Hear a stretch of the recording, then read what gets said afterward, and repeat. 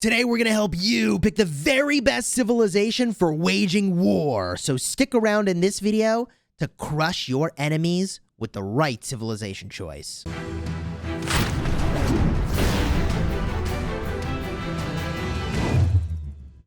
Hello my friends and welcome back. I'm Chisgule Gaming, and in this video we're going to cover the very best civilizations for war. And if you want just a short answer of how to approach this, when you're not in KVK, pick Germany. And when you are in KVK, pick Ottoman. The rest of this video is going to explain in great depth how you can actually optimize the heck out of the different civilization choices. And before we begin, I want to take a moment to thank the sponsor of this video, Loot Cakes. Loot Cakes gives you gift cards in exchange for getting a look at your mobile purchasing patterns and data. Essentially, you hook up your Gmail account, and you do have to have a Gmail account in order to participate, and Loot Cakes will go through and get a look at your mobile gaming receipts, either through Apple's App Store or Google Play or Steam, and then they give you credit for purchases that you've made. And then you use that credit. You can see I've got my Loot Cakes up top here. I'll go back to my screen. I've got 100,000 of them.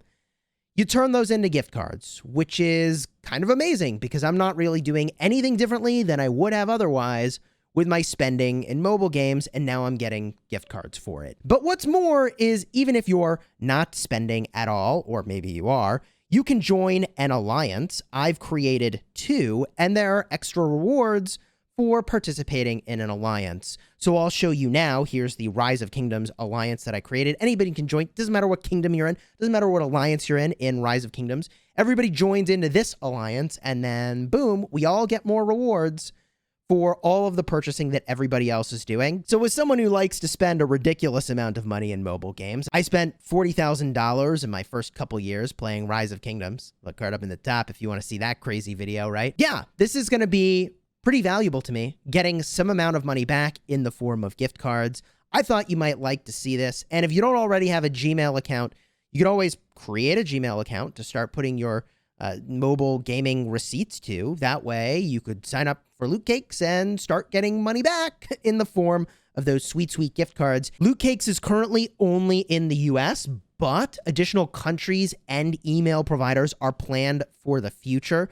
So if you're totally opposed to the idea of signing up for a Gmail account, you might want to still check this out later for when that does open up to other email providers and also to other countries. I'll be sure to let you know all about that as well. Again, the link is in the description for a way to convert your purchases in free-to-play games in the iTunes App Store, Google Play, and Steam into rewards on Loot Cakes. So thanks again to Loot Cakes, and let's talk about the endgame stuff. Let's get this going, baby, talking about the best civilizations for open field, for garrisoning, for rallying when you're battling against other players. This is good for Ark of Osiris, but it's very good for KVK, and we have our KVK coming up later today. We're entering into the map for Heroic Anthem, so this has been top of mind for me. So let's start with Cav players.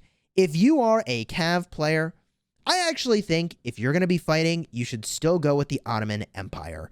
You get the 5% march speed and 5% skill damage for every commander except Attila Takeda. Man, this is just amazing. March speed, skill damage. It sucks that you're not getting a special unit. It sucks that you're not getting stats for that unit in the form of, in this case, it's archer health. But if you're bringing a mix of marches to the field anyways, you're probably bringing an archer march, maybe, right? You'll still get a bunch of benefit from the Ottoman Empire. I think this is your choice even if you're doing Cavs. And of course, if you're doing archers, no brainer, you go with the Ottoman Empire. That only leaves infantry, which have some interesting choices. If you're field fighting with infantry, what do you bring? There are three choices that we need to talk about. One is Rome. March speed, troop defense, love it. Rome is a strong choice that I actually think is probably the #1 for Ark of Osiris, and I personally use this because you really want the march speed in that game mode, big time. And if you primarily focus on infantry units, especially if they don't do skill damage, then this is the play. Now, if they do a lot of skill damage, I hate to say it, but you might still seriously consider the Ottoman Empire. And the reason I still really like the Ottoman Empire, even for infantry, is you're getting the same march speed boost, but the skill damage is a proactive buff. You are going to deal extra damage to the enemies, even if they aren't attacking you or if they are. And that is relevant when we compare to the new civilization, the Vikings. The Vikings are strong, 3% counterattack and 5% attack for infantry. And when you're in the open field, yes, that is valuable, but I don't like how much you're really kind of depending on the enemy to attack you to get the benefit of that 3% counterattack damage. Like, sure, if they're attacking you, it's good. And right up until that point, it's doing literally nothing for you. So, I don't know. You could make a case for Ottoman, and that's especially true if you're also bringing archer marches. You could make a case for Vikings because, well, I mean, the counterattack damage, the special unit's great, the attack is good. The final civilization I do want to talk about for infantry is, of course, France. This is giving 3% health to all of your troop types, which seems really strong. And you get the 20% hospital healing speed. And I'll tell you, Cortex from My Kingdom does a lot of fighting. He and I were talking about this.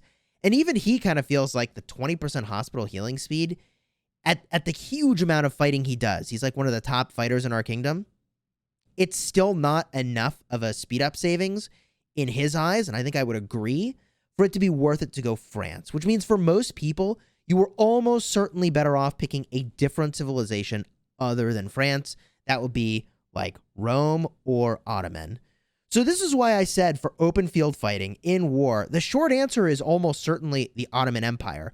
If you have any archer marches at all, you're getting the benefit of the Janissary unit and the archer health. The march speed is going to be good for everything, and the skill damage is going to be good for everything. And you know that I am a huge, huge proponent of skill damage in open field fighting. Huge proponent. Area of effect skill damage is the jam.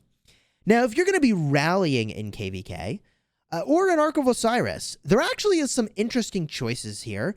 And the number one civilization is certainly going to be Arabia.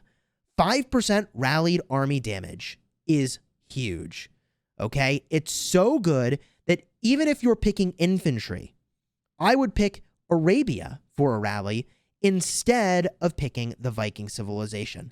5% all damage, in my eyes, is way better than 5% infantry attack and 3% counterattack. And I get that the Berserker special unit is really cool, but within like 60 seconds of the rally starting anyways, you're only going to have like a couple thousand troops left in the rally, so they're barely going to be contributing anything at that point.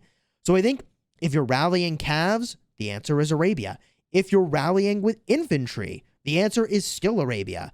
And only if you're rallying with archers would I say, you know what? Frickin' the Ottoman Empire is still so dang good. It's why I started the video with like, yeah, short answer is maybe just go Ottoman, because you will benefit from the archer health with your rallying archers. The march speed, okay, I mean, it's good for field fighting, and the 5% skill damage is solid. So we're basically comparing 5% archer health and skill damage to 5% all damage. And I think that because Ottoman is so good for other stuff too, which we'll talk about in a second, that is almost certainly the better play if you're rallying archers. But for calves, for infantry, pick Arabia. But now we need to talk about garrisoning. And man, that Ottoman Empire is so flexible in that regard. It is, of course, the best choice if you're garrisoning archers. I feel like a little bit of a broken record, which is why I started the video the way that I did. But if you're going to garrison with infantry, I actually would steer you away from Ottoman, and at this point, I would say Vikings are probably the play. The counterattack is going to be gangbuster when you're defending against multiple rallies, and I'll say that it's also really good in Ark of Osiris if you're getting swarmed. I also really like the fact that you're getting 5% attack, 3% counterattack damage for defending that structure. Even if it is just a single rally, the counterattack is guaranteed to be relevant because when you're the garrison captain, they are guaranteed to be attacking you and triggering the effect of that counterattack damage. Now, you could make an argument that in Ark of Osiris, that Rome is perhaps a better garrison, and I would agree with this, because the defense is going to make your garrison survive longer, which means you hold the building longer, which means people have more opportunity to reinforce you, and the march speed is top tier for Ark of Osiris. This is the civilization I used when I garrisoned with Zenobia in Ark of Osiris. In KVK, however, I might try to garrison with the Vikings. I think the chances that I'm taking a multi-rally are not small. And I think that my focus will almost certainly need to be on infantry for this KVK. That's my guess. Now, if you're garrisoning with cavalry, we have kind of a weird situation. Technically, the best you can do is Byzantium for 5% cavalry health. But I'm going to be perfectly honest. If you're using like a Jadwiga garrison, then I still feel like Ottoman Empire is once again the winner. The 5% skill damage is probably better than the 5% cav health. And again, the special unit does not matter all that much unless you're dumping like 5 marches into the flag and repeatedly cycling those marches back in. The special unit from your captain march, I mean, you're going to be dwindled down to a couple thousand units pretty quickly. And at that point, it's everybody else's units making the big difference maker in the garrison anyways.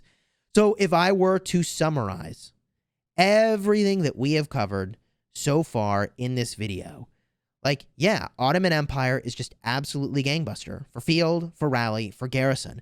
And there are exceptions, like using Arabia for rally if you're doing infantry or cavs. There are exceptions, like if you're garrisoning infantry. I actually think there are situations where Vikings are better, that Rome is better. But the versatility that you're getting from Ottoman is so gangbuster, regardless of what type of unit you're using. For the open field, it's just very, very good. And at the start of this video, I said whenever you're not in KVK, you should be using Germany. That's a recommendation I want to explain very briefly. You're getting cav attack, which is fine. Not the best stat, but fine. You're getting training speed of 5%, and that's really the moneymaker right there, and action point recovery. So this is a phenomenal civilization, truly phenomenal, because you're going to train more troops, which means you can send them to die. In KVKs, you have 4 troop training buildings that are benefiting from the 5% training speed, and it is worth it to use a civilization swap token if you're going to be training about 1 million troops, even if you have to do a civilization swap token back to immediately fight. So I would think that in your downtime between KVKs, between the speed ups you're using and the natural training that you're doing, you're probably just switching to Germany, going to get a lot of value, not even to mention the action point recovery, which you can use to battle barbs, to get resources, to get speed ups, and even in KVK, I mean, to get materials as well. It's really, really strong. So Germany is your pick outside of KVK, and I suppose if you're in the very early game, you could do Spain very briefly to get some extra experience to level up your commanders.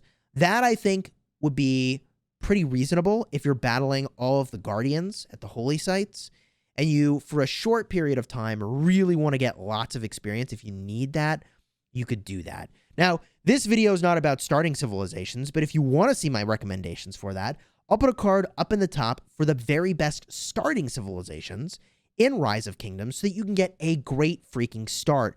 And it'll give you all of the considerations for being a brand new player into the game.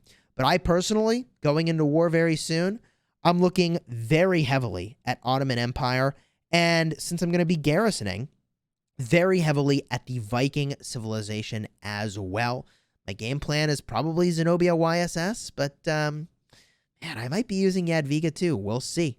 If you enjoyed this video, throw a like on here and consider subscribing, and leave a comment down below with the civilization that you're going to use in KVK and why. Is there anything I overlooked? It's entirely possible, and I want to know about it. Show me in the comments. And until next time, you have fun smashing the kingdom.